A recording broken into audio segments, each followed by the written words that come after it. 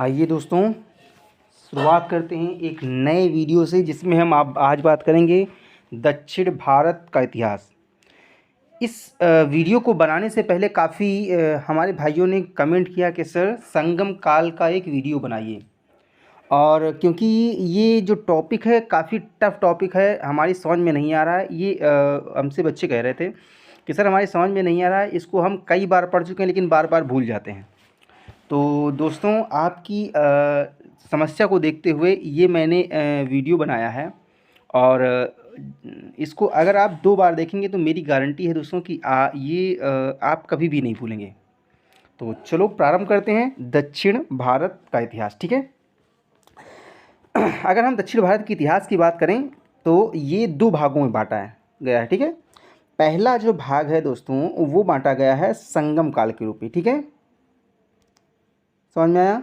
यानी दक्षिण भारत का जो इतिहास है 2 भागों में बांटा गया है। पहले को कहते हैं संगम काल, ये 100 ईस्वी से लेकर के 300 ईस्वी तक चला। ठीक है, इसके पश्चात में धीरे धीरे ये जो राजवंश हैं वो विलुप्त हो जाएंगे, चले जाएंगे। इसके पश्चात में इनका पुनः फिर उदय होता है 500 ईस्वी से लेकर के 1200 ईस्वी तक। ठीक है, तो हम इसको 2 पार्ट में पढ़ेंगे।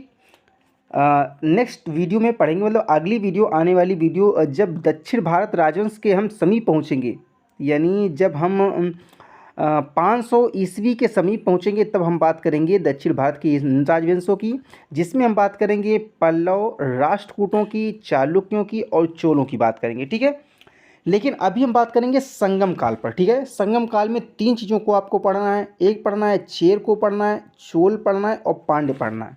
ठीक है, ये चीज़ क्लियर हुई कि दक्षिण भारत का जो इतिहास है 2 भागों में बांटा गया है। पहले को संगम काल कहते हैं। संगम काल क्यों कहते हैं इसके बारे में हम आगे चर्चा करेंगे। अभी आप ये इतना समझ लीजिए कि पहले को कहते हैं संगम काल और दूसरे को हम कहेंगे दक्षिण भारत के राजवंश। ठीक है, तो अब ये समझ में आ गया होगा कि हम इसमें अभी इस वीडियो में केवल 3 राज्यों के बारे में पढ़ेंगे, 3 शासकों के बारे में पढ़ेंगे, चेर, चोल और पांड्य। ठीक है, अब हम पढ़ लेते हैं। सबसे पहले देखते हैं भारत में जो दक्षिणी क्षेत्र है इसमें कृष्णा नदी और कन्याकुमारी। ठीक है, कृष्णा नदी जो बीच का पॉइंट है, दक्षिणी भाग है। ठीक है, और सबसे नीचे जो पॉइंट है दोस्तों वो कौन सा है? कन्याकुमारी। इनके बीच में एक त्रिभुजाकार जो आकार है वो तमिल प्रदेश कहा जाता था। पहले तमिल प्रदेश कहा जाता था और यहाँ पर चेर, चोल और पांड्य राजाओं का शासन हुआ करता था। कब? 100 ईस्वी से लेकर 300 ईस्वी। तो ये चीज़ समझ में आई कि जो संगम काल है उसमें तीन राजाओं को पढ़ना है, चेर, चोल और पांड्य शासकों को पढ़ना है। इसका जो आकार था वो कैसा था? त्रिभुजाकार। कई बार एग्जाम में आया है, आपको ये चीज़ याद रखनी है। कहाँ से इसका शासन स्टार्ट होता था, कहाँ से ये शासक थे? तो कृष्णा नदी के नीचे से। ठीक है, और इसे हम कहते क्या थे? तो कहते थे तमिल प्रदेश। ठीक है, आगे बढ़ते हैं और देखते हैं।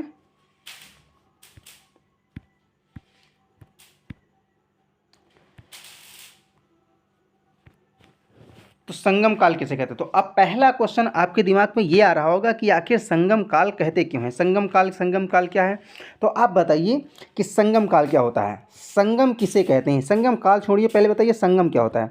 तो संगम जहाँ पर कुछ किन्हीं चीज़ों का समावेश होता है, यानी मिलन होता है, उसे हम कहते हैं संगम। ठीक है, जैसे प्रयागराज में नदियों का मिलन होता है, गंगा यमुना सरस्वती, तो वहाँ पर वो क्या है? संगम स्थान कहलाता है। ठीक है, नदियों का संगम कहलाता है। इसी प्रकार से संगम, तो ये प्राचीन काल में संगम क्या था? तो यहाँ पर देखेंगे संगम जो है वो शब्द संगम का अर्थ है दोस्तों संघ या परिषद। क्या होता है? ऐसे ही समझ लीजिए, जब कुछ लोग आकर के मिलते थे तो संगम होता था। तो यहाँ पर एक जो संगम का अर्थ मान लीजिए एक संघ होता है या परिषद, यानी सभा। ठीक है, संघ, परिषद या सभा मान लीजिए। ठीक है, संगम क्या होता था? संगम तमिल कवियों एवं लेखकों का एक संघ या परिषद थी। क्लियर हो गया दोस्तों? संगम क्या है? तो संगम, अब आपको कभी नहीं बोलोगे कि संगम क्या है। संगम क्या है? जो तमिल कवि हैं एवं लेखक हुआ करते थे उनकी एक परिषद या सभा होती थी, उसे कहते थे संगम। ठीक है, अब क्या होता था यहाँ पर? प्रत्येक जो लेखक होता था अपनी रचनाओं को संगम के समक्ष प्रस्तुत करता था। जिस प्रकार से अभी देखेंगे जो भी मूवी बनती है, जो भी पिक्चर बनती है, उसको जो पिक्चर बनाने वाले जो एक समूह है वहाँ से उसको पारित करवाना पड़ता है, उसके पश्चात में स्वीकृति मिलने पर ही वो फिल्म दर्शाई जाती है। इसी प्रकार से क्या होता था, जो संगम में प्रत्येक जो लेखक होता था, इसका संगम एक सभा लगती थी और वहाँ पर प्रत्येक जो लेखक होता था एक समय में अपनी रचनाओं को ले जाकर के संगम से स्वीकृत करवाता था और उसके पश्चात में स्वीकृत मिलने के बाद में कोई जो रचना होती थी वो प्रकाशित की जाती थी। ठीक है, और जैसे ये प्रकाशित होती थी, प्रकाशित होने के बाद में इसे तमिल साहित्य या संगम साहित्य का नाम दिया जाता था। ठीक है, क्लियर हुआ कि नहीं कि संगम ये क्या था? संगम क्या है? एक सभा थी। सभा से आशय ये है कि जब तमिल कवियों के द्वारा कोई भी लेख लिखा जाता था तो एक सभा के द्वारा उसे क्या किया जाता था? स्वीकृति प्रदान की जाती थी, और जब स्वीकृति मिल जाती थी तो उसे तमिल साहित्य की श्रेणी में रख दिया जाता था। ठीक है, तो हम आशा करते हैं ये भी आपको समझ में आ गया होगा। ठीक है, पहले हमने क्या बताया? पहले हम बताए दक्षिण भारत का राजवंश में दो भागों में पढ़ेंगे, एक संगम काल, एक दक्षिण भारत के राजवंश के बारे में। ठीक है, तो यहाँ पर हम बात कर रहे हैं संगम काल, और संगम आपको समझ में आ गया होगा। आगे बढ़ते हैं और देखते हैं आगे।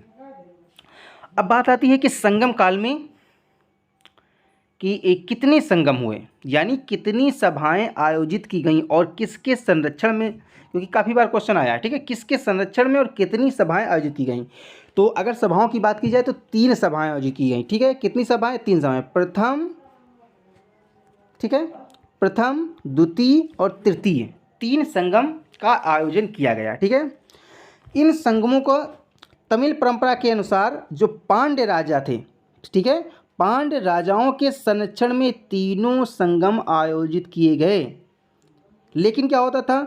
जल प्लावन के कारण, क्योंकि जो स्थान था, पांड्य राजाओं का जो स्थान था वहाँ पर क्योंकि वो समुद्र का किनारा था, वहाँ पर पानी भर जाता था, इसीलिए जल प्लावन के कारण धीरे धीरे क्या हुआ, इसका आयोजन धीरे धीरे अन्य स्थानों पर बदलता भी रहा है।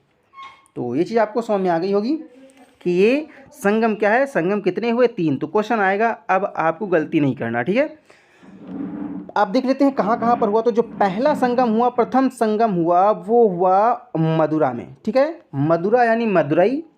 ठीक है, मदुरई में हुआ, और इसके जो अध्यक्ष थे वो थे ऋषि अगस्त्यार। कौन थे? अगस्त्यार। अगस्त्यार को अगस्त ऋषि भी बोला जाता है। ठीक है, तो ये भी क्लियर हो गया होगा।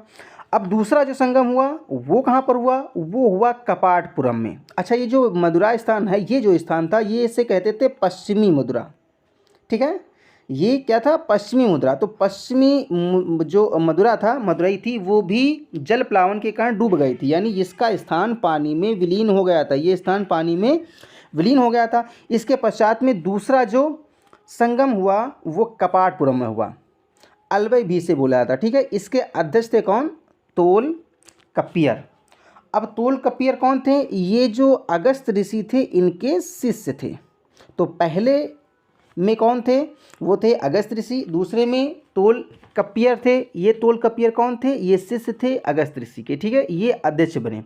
तीसरा जो संगम हुआ वो हुआ उत्तर मदुरई में हुआ। ठीक है, उत्तर मदुरा में। यहाँ पश्चिमी मदुरा क्या हो गया था? जल प्लावन के कारण यहाँ पर ये स्थान पानी में चला गया था, इसीलिए जब तृतीय संगम हुआ तो वो मदुरई में हुआ। ठीक है, कौन सा? उत्तर मदुरई में हुआ, और इसके अध्यक्ष बनाए गए नक्कीरर। तो ये चीज़ आपको याद रखना कि अध्यक्ष पहले में कौन अध्यक्ष हुए? अगस्त ऋषि, इनके शिष्य दूसरे में कौन? तोल कप्पियर। थोड़ा नाम डिफरेंट है, थोड़ा नाम टफ लग रहा होगा, लेकिन अगर आप बार बार इसे बोलेंगे तो आपको याद हो जाएगा। तृतीय संगम हुआ उसके अध्यक्ष बनाए गए नक्कीरर। ठीक है, और इन तीनों संगमों को जो संरक्षण प्राप्त था वो पांड्य राजाओं को प्राप्त था। ठीक है, आगे बढ़ते हैं और देखते हैं आगे की। अब हम पढ़ेंगे संगम काल। संगम काल में देखेंगे जो संगम काल में 3 राज्य कहाँ कहाँ पर स्थित थे, और तीनों राजाओं तीन शासकों में हमें पढ़ना क्या क्या है, इस चीज़ के बारे में हम जान लेंगे। जब तक हम ये चीज़ की हमें जानकारी नहीं होगी तब तक हम इसे अच्छी तरीके से पढ़ नहीं सकते, हम बार बार भूल जाएंगे। तो सबसे पहले हम क्या करेंगे, इन चीज़ों को पढ़ लेंगे। बहुत से वीडियो हमने देखा, वहाँ पर बहुत शॉर्ट में बता देते हैं, इससे आपको कुछ दिन तक तो याद रहेगा या आपका एग्ज़ाम क्लियर हो जाएगा, लेकिन आपको हमेशा के लिए चीज़ें नहीं याद रहेंगी जब तक कि आपको ये मान लीजिए स्टार्ट से और अंत तक आपको सभी के बारे में अगर जानकारी नहीं है, ठीक है। तो यहाँ पर हम चाहेंगे कि शॉर्ट में हम आपको पूरी जानकारी दें। 3 राज्यों में ये विभाजित था,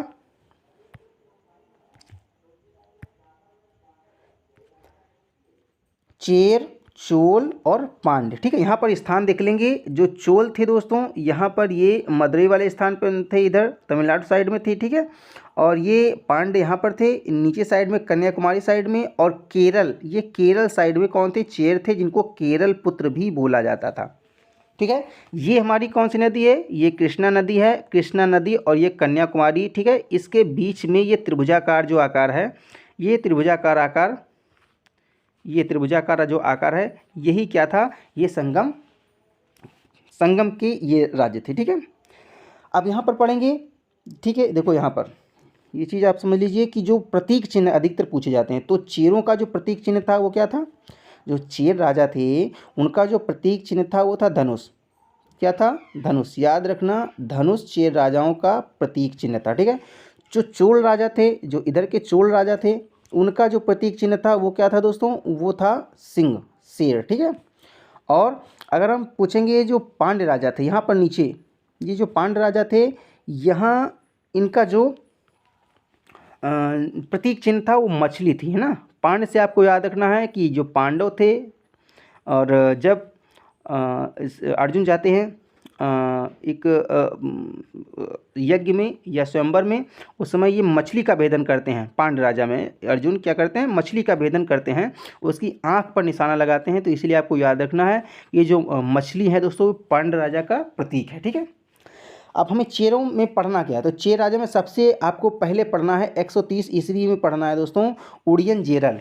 तो थोड़ा सा टफ लग रहा हो, लेकिन आप इसको 4-5 बार बोलेंगे तो आपकी समझ में आ जाएगा, आपको याद हो जाएगा। उदयनजेरल, उदयनजेरल, उदयनजेरल, ठीक है। तो पहले कौन से राजा हैं, उदयनजेरल। दूसरे कौन है, नेदुरजेरल। देखो यहाँ पर भी जेरल आ रहा है, यहाँ पर भी जेरल आ रहा है, आपको याद रखना है उदयनजेरल। और दूसरे जो राजा हुए नेदुरजेरल, ठीक है। तीसरे कौन हुए, कुटवन हुए, कुटवन, ठीक है। चौथे हुए शेरगुट्टवन, और पांचवें जो राजा हुए आदिगेमान हुए, ठीक है। तो ये 5 राजाओं के बारे में आपको बताया गया, इसके बारे में हम बताएंगे भी सबके बारे में थोड़ा थोड़ा सा, लेकिन जो इम्पोर्टेंट है उनके बारे में अलग चर्चा करेंगे। ये इम्पोर्टेंट जो राजा हैं 2 हैं, शेरगुट्टवन और आदिगेमान, ठीक है। इनके बारे में हम विस्तृत चर्चा करेंगे। अगर हम चोल राजाओं की बात करेंगे तो 2 राजा बहुत इंपॉर्टेंट है, एक हैं करिकाल, एक हैं एलारा, ठीक है। इनको हमको पढ़ना है। अगर पांड्य राजाओं के बारे में बात करेंगे तो एक राजा है नोडियोन और दूसरे हैं नेदुरजेलियन। देखो यहाँ पर नेदुरजेरल है, यहाँ पर जेरल है, ठीक है। यहाँ पर जेलियन राजा हैं, ठीक है। तो ये राजा हैं और इनके प्रतीक चिन्ह आपको याद रखना है, और ये हैं स्थान, ठीक है। ये चीज़ आपको भी याद रखना है, ठीक है। आगे बढ़ते हैं और देखते हैं अब यहाँ पर क्या करना है। देखो यहाँ पर हमने मेंशन कर दिया है कि इन शासकों में हमें केवल किसे पढ़ना है, सेनगुट्टवन को पढ़ना है, आदिगेमान को पढ़ना है, करिकाल को पढ़ लेना है, एलारा को पढ़ लेना है। 4 इंपॉर्टेंट हैं, ठीक है। और सभी को हम शॉर्ट में पढ़ लेंगे। जैसे हम बात करेंगे सबसे पहले उदयनजेरल की, ठीक है। हम सबसे पहले चेर राजा उदयनजेरल की यहीं पर बात करते हैं, ठीक है। जो उदयनजेरल था, इसके बारे में कहा जाता है कि जब पांडवों जो कुरुक्षेत्र में जब युद्ध हो रहा था, जब पांडवों और कौरवों के बीच में जब युद्ध हो रहा था, तो उदयनजेरल ने क्या किया, दोनों तरफ की सेनाओं को भोजन कराया था, स्वादिष्ट भोजन कराया था, क्योंकि इसके राज्य में एक बहुत ही बड़ी पकवान प्रयोगशाला थी। इसीलिए उसने क्या किया था, दोनों तरफ की सेनाओं को भरपेट भोजन कराया था। किसने, उदयनजेरल ने। तो ये काल्पनिक कथा भी हो सकती है, लेकिन ऐसा कवियों ने लिखा है, तो आपको ये चीज़ याद रखनी है और ये एग्जाम में आ भी सकता है। तो पहला पॉइंट क्लियर हुआ उदयनजेरल के बारे में कि कुरुक्षेत्र में जब महाभारत हो रही थी तो दोनों तरफ की जो सेनाएं थी उनको भरपेट भोजन कराने वाला व्यक्ति कौन था, वो था उदयनजेरल, ठीक है। पहला क्लियर। और दूसरा कौन था, नेदुरजेरल। अब ये नेदुरजेरल आदान, ठीक है।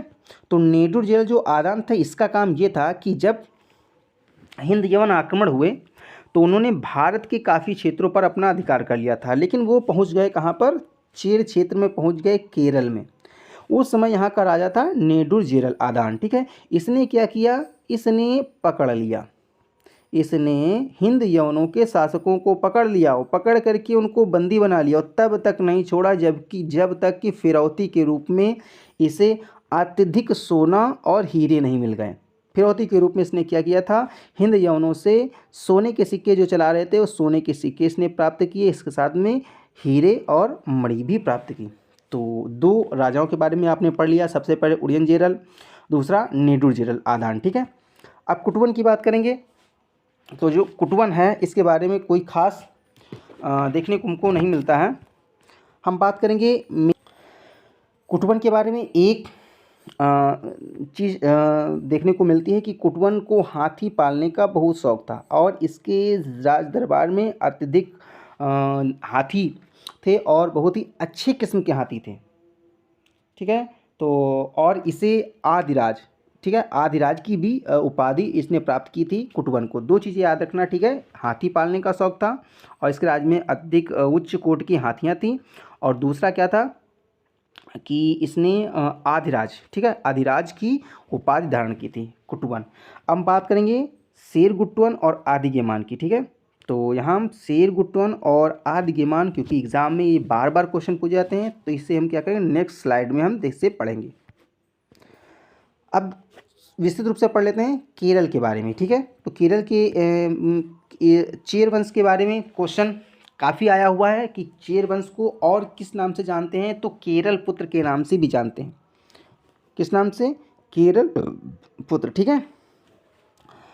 पहला पॉइंट देखेंगे, संगमकालीन राज्यों में जो चेर राज्य था, ठीक है, जो केरल का राज्य था, जो केरल पुत्र थे चेर राज्य, सबसे प्राचीन थे, ठीक है। तो ये भी काफ़ी बार क्वेश्चन आता है और आ भी सकता है कि ये जो चेर राजा थे वो सबसे, इन तीनों में सबसे प्राचीन कौन था, तो सबसे प्राचीन कौन थे दोस्तों, ये थे चेर राजा, ठीक है। अगर हम देखेंगे ऐतरेय ब्राह्मण, ये भी क्वेश्चन आता है दोस्तों। ऐतरेय ब्राह्मण में उल्लेख किया गया है कि इनको चेरों को चेरपाद के रूप में उल्लेख किया गया है, ठीक है। अगर हम बात करेंगे अशोक के जो वृहद शिलालेख मिले हैं उसमें इनको केरल पुत्र बोला गया है। तो ये भी क्वेश्चन आ सकता है दोस्तों कि केरल पुत्र कहाँ पर बोला गया है, तो कहाँ पर बोला गया दोस्तों, अशोक के जो वृहद शिलालेख हैं उनमें बोला गया है, केरल पुत्र बोला गया किसको, चेरों को, ठीक है। चेर शब्द का अर्थ क्या होता है, तो चेर शब्द का अर्थ होता है पर्वतीय देश या पर्वतों का स्वामी, ठीक है। क्या कहते थे, चेर को क्या कहते हैं, पर्वतीय देश और पर्वतों का स्वामी, इनके शासकों को बोला जाता था, ठीक है। चेरों, तो चेरों की, हाँ चेरों नहीं दोस्तों, चेरों ने अपनी राजधानी करूर या वज्जी, ठीक है, वज्जी नहीं है वंजी, ठीक है, करूर या वंजी को बनाया था, ठीक है। राजधानी किसको बनाया था, करूर या वंजी को। तो ये भी क्वेश्चन दोस्तों आ सकता है कि राजधानी, चेरों की राजधानी क्या थी, तो आपको याद रखना करूर या वंजी, ठीक है। चेरों का प्रतीक चिन्ह आता ही है, तो आपको याद रखना है चेरों का जो प्रतीक चिन्ह था वो क्या था दोस्तों, वो था धनुष, ठीक है। पांडे का आपको याद ही है मछली और ये धनुष, और चोलों का क्या था दोस्तों, सिंह, शेर, ठीक है। सेनगुट्टवन की बात करेंगे तो सेनगुट्टवन चेर राज्य का सबसे प्रसिद्ध और सबसे प्रतापी राजा था जिनका नाम था सेनगुट्टवन, क्योंकि जो तीन राजा थे नेडुरजेरल, ठीक है, और जो पहले राजा थी और ये चौथे राजा है सेनगुट्टवन, ठीक है। और कुटवन, जो तीसरे राजा थे कुटवन थे। पहले जो राजा थे उदयनजेरल के बारे में बात की, जिन्होंने भरपेट भोजन कराया था। दूसरे थे नेडुरजेरल आदान, ठीक है। तीसरे थे कुटवन और चौथे थे सेनगुट्टवन, ये की बहुत ही प्रसिद्ध राजा थे, ठीक है। इनको एक सबसे इम्पोर्टेंट क्वेश्चन बार बार जो आता है आपको याद रखना है कि इनको लाल चेर के नाम से भी जाना जाता है। इतिहासकार इनको क्या करते हैं, लाल चेर के नाम से पुकारते हैं, ठीक है। तो ये स्लाइड में सब कुछ समझ में आ गया होगा, स्क्रीनशॉट भी ले सकते हैं। आगे बढ़ते हैं और देखते हैं यहाँ से क्वेश्चन आते हैं। जो चेर शासक थे लाल चेर, जिनको सेनगुट्टवन बोला जाता है, ये कणगी पूजा, पत्नी पूजा, इन्होंने अपने राज्य में घर घर में पत्नी पूजा करने का आदेश दिया था। और इसके साथ साथ में कणगी, ठीक है, ये एक स्त्री थी, सती स्त्री थी। इनकी कहानी अभी हम आगे आपको बताएंगे, क्योंकि इनके साम्राज्य में यानी पांड्य राजाओं में एक साहित्य मिलता है शिल्पाधिकारम, ठीक है, शिल्पाधिकारम, जिनको अलिंगो आडिगिल ने लिखा है, उसके बारे में चर्चा करेंगे। वहाँ पर हमको बताएंगे कि आखिर देखो काफ़ी यहाँ पर कन्फ्यूज़न है। लोगों को लगता होगा कि अभी तक हमने सुना पितृसत्तात्मक परिवार, मातृ सत्तात्मक, इससे पांड्य राजा थे तो वो क्या करते थे, मातृ सत्तात्मक थे, यानी मातृ देवी की आराधना करते थे, पूजा करते थे, कुछ पितृ देवता की आराधना करते थे। लेकिन यहाँ पर देखेंगे तो पत्नी पूजा के साक्ष्य मिलते हैं, यानी बिल्कुल अलग समाज। तो कुछ लोगों के माइंड में भी आ रहा होगा कि यार ऐसा कैसा हो सकता है कि पत्नियों की पूजा की जाती थी, है ना। और वो भी घर घर में, वो भी राजा आदेश देता है कि पत्नी की पूजा करो, उसकी मूर्तियाँ बनवाई जा रही हैं, उसकी पूजा करवाई जा रही है, तो कुछ ना कुछ होगा। तो इसकी हम क्या करेंगे, इसकी हम वैसे चर्चा करेंगे जब हम आपको बताएंगे कि इनके एक इसकी कहानी थी। इसकी कहानी एक वर्णित है जो कि एक कवि हैं शिल्पाधिकारम, और शिल्पाधिकारम एक कृति है इलांगो आडगिल की। उन्होंने बताया कि आखिर कड़गी पूजा क्यों की जाती है। तो इसकी हम चर्चा आगे करेंगे। अभी हम पढ़ लेंगे सेनगुट्टवन ने क्या किया। आपको ये चीज़ याद रखनी है कि कड़गी पूजा, पत्नी पूजा की शुरुआत की अपने शासन में, इन्होंने घर घर में पूजा करवाई, ठीक है। चेर वंश के जो अंतिम शासक थे इनका नाम था आदिगेमान। क्या नाम था, आदिगेमान। क्या नाम था, आदिगेमान, आदिगेमान, ठीक है, याद हो जाएगा, आदिगेमान। आदिगेमान ने क्या किया, इन्होंने दक्षिण भारत में गन्ने की खेती, यहाँ पर देखेंगे तो गन्ने की खेती प्रारंभ करवा दी। कहाँ पर, दक्षिण भारत में। तो इसीलिए ये भी क्वेश्चन आता है, तो आपको ये चीज़ याद रखनी, ठीक है। अब यहाँ पर देखेंगे शिल्पाधिकारम, जो इलांगो आडगिल की एक रचना है, ये इन्हीं के शासनकाल में प्रकाशित हुई। और ये इस रचना के द्वारा ही इससे प्रभावित होकर ये जो सेनगुट्टवन है, इन्होंने क्या किया, पत्नी पूजा प्रारंभ कर दी और घर घर में पूजा करवाई और इसके अतिरिक्त मूर्तियाँ भी बनवाई। तो इसकी चर्चा हम आगे करेंगे और आगे बढ़ते हैं, देखते हैं चोल शासकों के बारे में। चोल शासक के बारे में देखेंगे तो इनका स्थान सबसे पहले हम देख लेंगे कि ये स्थान का चोल शासकों का ये स्थान है, ठीक है। ये बंगाल की खाड़ी है, इसी साइड में यहाँ पर देखेंगे ये चोल शासक है, ठीक है, कृष्णा नदी के नीचे। दक्षिण भारत के इतिहास में चोल वंश बहुत प्रसिद्ध था, ठीक है। चोल वंश का इतिहास 3री शताब्दी में देखने को मिलता है, 3री शताब्दी में, ठीक है, 3री शताब्दी में।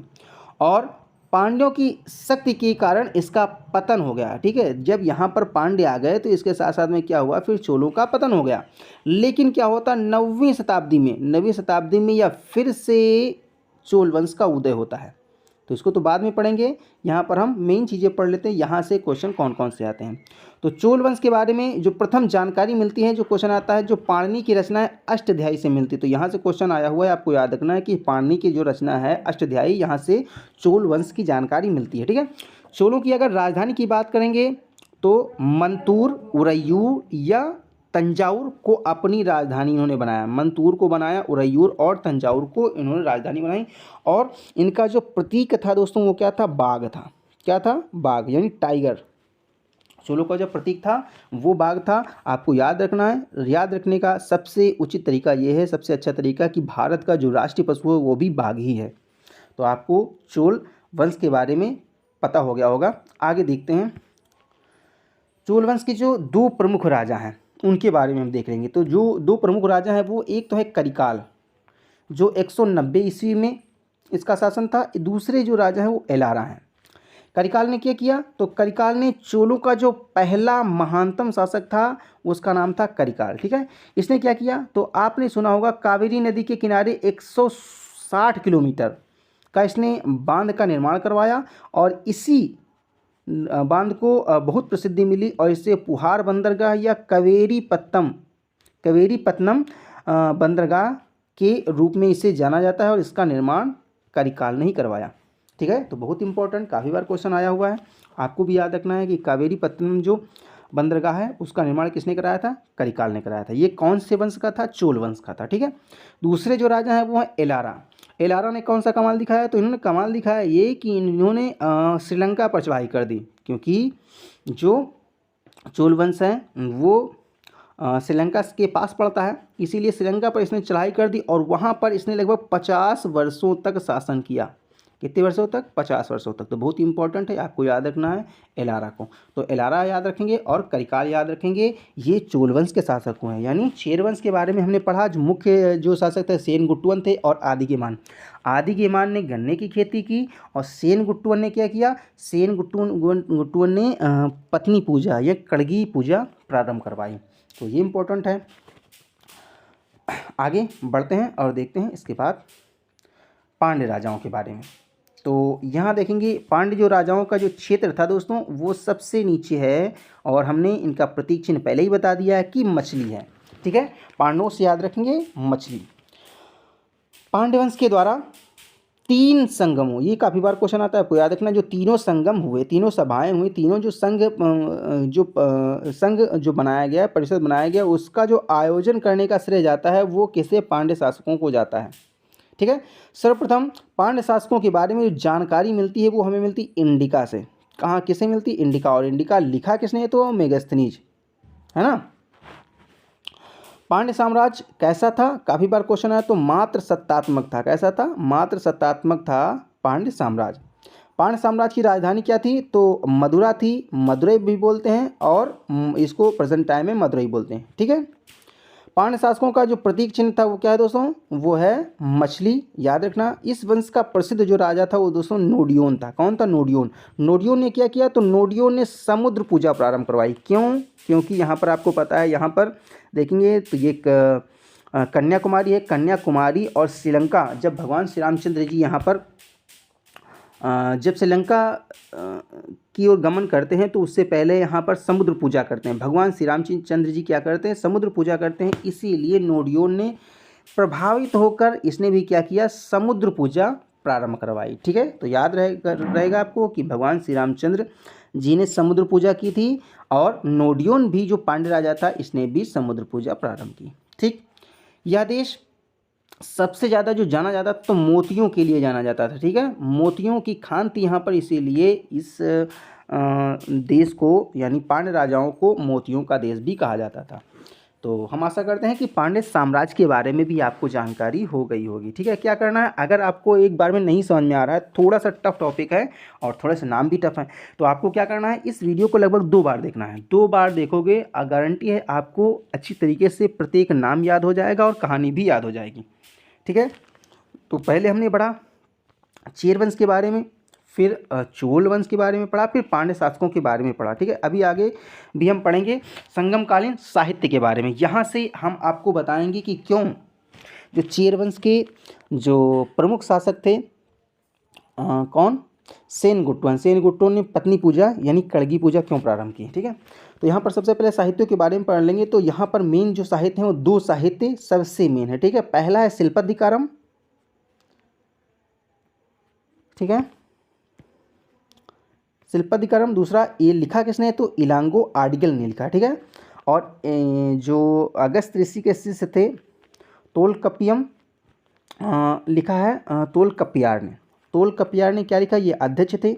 दूसरा जब संगम हुआ तो उसके अध्यक्ष बनाए गए तोलकपियार, और इन्होंने एक कृति लिखी जिसका नाम था तोलकपियम। ठीक है, तो ये जो दोनों हैं वो साहित्य वो प्राप्त साहित्य हैं, यानी कहने का अर्थ है ये प्रेजेंट टाइम में प्राप्त हैं। इसका जो दूसरा पार्ट आया, यानी ये आया शिल्पाधिकारम पार्ट फर्स्ट आया, इसकी कहानी अभी थोड़ी सी हम बताएंगे जिससे आपको समझ में आ जाएगा कि पत्नी पूजा आखिर क्यों प्रारंभ की। तो शिल्पाधिकारम ये पार्ट फर्स्ट है और पार्ट इसका सेकंड है मणिमेखलाई, इसको लिखा था शीतले सतनार ने। ठीक है, शीतले सतनार ने लिखा था, ये पार्ट सेकंड है, इसी का पार्ट सेकंड है ये। ठीक है, और तमिल के अगर प्रमुख देवता की बात की जाए, क्योंकि काफ़ी बार क्वेश्चन आया, तो इसको भी हमने समावेश कर लिया है कि इनके जो देवता थे वो मुर्गन थे।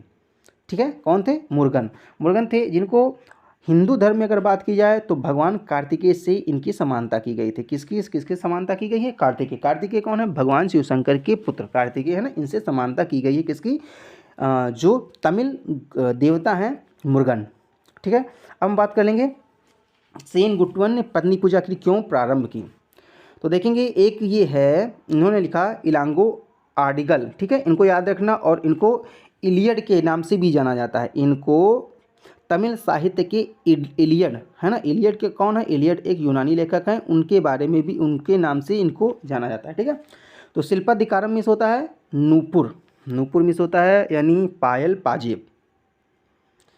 तो यहाँ पर एक कहानी है, यहाँ पर 3 व्यक्ति होते हैं। एक व्यक्ति होता है कोवलन। ठीक है, कोवलन कौन होता है, तो यह कावेरीपत्तनम पुहार बंदरगाह जो है यहाँ पर एक व्यापारी होता है, धनी व्यापारी होता है, उसका पुत्र होता है जिसका नाम होता है कोवलन। ठीक है, एक धनी व्यापारी है और व्यापारी का जो पुत्र है उसका नाम है कोवलन। ठीक है, और क्या होता है कि ये इसके पिता अत्यधिक धनी होते हैं, तो ये क्या करता है, इनके पिताजी इनकी शादी करवा देते हैं किसके, कणगी से। ठीक है, कणगी से क्या करते हैं, शादी करवा देते हैं। कणगी क्या होती है, ये भी एक व्यापारी की पुत्री होती है। स्टार्ट में जो कोवलन और कणगी की जब शादी होती है तो कुछ सालों तक बहुत ही प्रेम पूर्वक ये रहते हैं और अपना जीवन यापन करते हैं। लेकिन क्या होता है, एक उत्सव होता है, एक उत्सव की जब राज्य में एक उत्सव होता है उस समय एक नर्तकी आती है जिसका नाम होता है माधवी। माधवी क्या करती है, एक नर्तकी होती है, राज्य दरबार में आती और ये अत्यधिक सुंदर नृत्य करती है और इसको देखकर कोवलन क्या करता है, इसको मन ही मन पसंद करने लगता है। किसको, माधवी को। ठीक है, माधवी को ही पसंद करने लगता है और इसके प्रेम जाल में फंस जाता है माधवी के। धीरे धीरे क्या होता है, यह अपना समस्त धन यानी जितना भी, ये बहुत ही अमीर होता है, बहुत ही पैसा होता है कोवलन के पास में, ये अपने पिता का समस्त धन समस्त संपत्ति क्या करता है, ये नर्तकी होती है माधवी, इस पर लुटा देता है और इसी के साथ में रहता है, काफ़ी समय इसके साथ में गुजारता है जब तक कि इसका धन सब समाप्त नहीं होता। धीरे धीरे क्या होता है, कोवलन का धन समाप्त हो जाता है और जो नर्तकी होती है माधवी, ये क्या करती है, ये कोवलन को जब इसके पास में पैसा ख़त्म हो जाता है तो इसको अपने स्थान से भगा देती है, अपने घर से भगा देती है, अपने महल से इसको भगा देती है। और ये कोवलन क्या करता है, ये अपनी पत्नी यानी जिसकी जो पत्नी थी कणगी है ना, ये अपने गांव अपने स्थान फिर से आ जाता है और ये अपनी पत्नी के पास पहुंचता है और इसकी पत्नी के पास में अब केवल एक जोड़ पायल बचता है, नूपुर बचता है। नूपुर को अगर कहेंगे तमिल भाषा में शिल्पदी बोलते हैं। ठीक है, तो एक नूपुर बचता है, एक जोड़ा। तो क्या करता है, एक ये माधवी क्या करती है, अपना जीवन यापन करने के लिए यानी अपना जीवन फिर से प्रारंभ करने के लिए कोवलन से कहती है कि आप ऐसा कीजिए कि ये नूपुर, एक नूपुर ले जाइए और इसको बाज़ार में बेच दीजिए। कणगी कहती है कोवलन से, एक नूपुर ले जाइए और इसको बाज़ार में बेच दीजिए जिससे कि हमारा जीवन फिर से, हम लोग एक नए तरीके से जीवन प्रारंभ करेंगे। कोवलन क्या करता है, एक नूपुर लेकर के, एक पायल लेकर के वो पहुंचता है बाज़ार में जौहरी के पास में। और उसी समय क्या होता है, यानी उस समय जो चेर राजा होता है सेनगुट्टवन। ठीक है, कौन होता है, सेनगुट्टवन होता है, इसकी पत्नी का एक पायल खो जाता है। सेनगुट्टवन जो राजा होता है इसकी पत्नी का एक पायल खो जाता है और वो पूरे राज्य में ये कह लीजिए कि आदेश देता है कि जो कोई भी इस पायल को ढूंढ कर लाएगा उसको इनाम दिया जाएगा। तो जैसे ही वो जौहरी देखता है कोवलन के हाथ में वो नूपुर देखता है, वो पायल देखता है, एक पायल देखता है, वह तुरंत सूचना देता है राजा को, राजा के मंत्रियों को, और राजा के मंत्री आकर के कोवलन को ले जाते हैं और बीच सड़क पर क्या करते हैं, इसको दंड देते हैं। यानी कहते हैं क्योंकि राजा आदेश देते हैं कि जो भी कोई चोरी किया हो उसको बीच सड़क पर दंड दिया जाए। तो कोवलन को क्या करते हैं, राजा के आदेश पर इनके अधिकारी जो होते हैं वो क्या करते हैं, बीच रास्ते में यानी बीच सड़क पर सबके सामने काट डालते हैं, तलवारों से काट देते हैं। इतना सुनकर क्या, ये जो कणगी होती है ये जैसे ही सुनती है तो अपना दूसरा जो पायल ले करके वो पहुंचती है राजा के पास में, किसके पास में, सेनगुट्टवन के पास में, और उनसे पूरी कहानी बताती है। तो सेनगुट्टवन यह सुनकर बहुत ही पश्चाताप करते हैं, बहुत ही प्रभावित हो जाते हैं और कणगी को काफ़ी धन संपदा देने का लालच देते हैं, लोभ देते हैं। लेकिन कणगी इस चीज़ को स्वीकार नहीं करती है और वो चली जाती है जंगलों में और वो तपस्वी बन जाती हैं। कौन, कणगी तपस्वी बन जाती है।